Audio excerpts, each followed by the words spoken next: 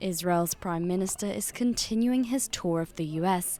He met with President Biden and Kamala Harris on Thursday as pro-Palestinian protesters gathered outside the White House condemning his arrival.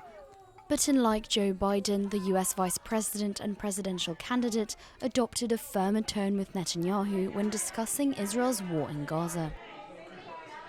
What has happened in Gaza over the past 9 months is devastating.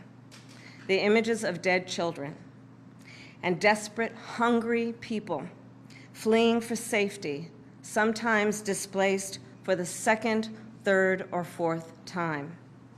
We cannot look away in the face of these tragedies.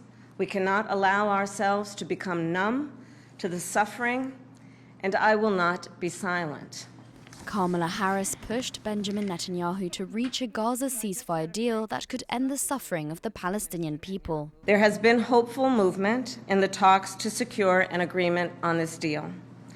And as I just told Prime Minister Netanyahu, it is time to get this deal done.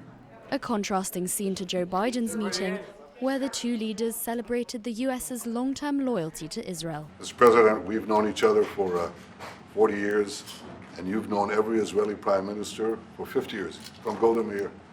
So from a proud Jewish Zionist to a proud Irish-American Zionist, I want to thank you for 50 years of public service and 50 years of support for the State of Israel.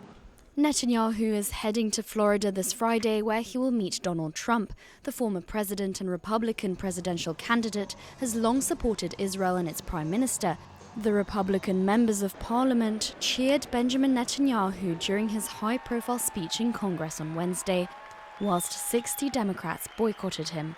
Though Trump had broken off his relations with Netanyahu back in 2021, the Israeli prime minister is trying to rekindle the old bond between them, but Donald Trump is already tempering his stance, calling on Israel to quickly end the fighting in Gaza.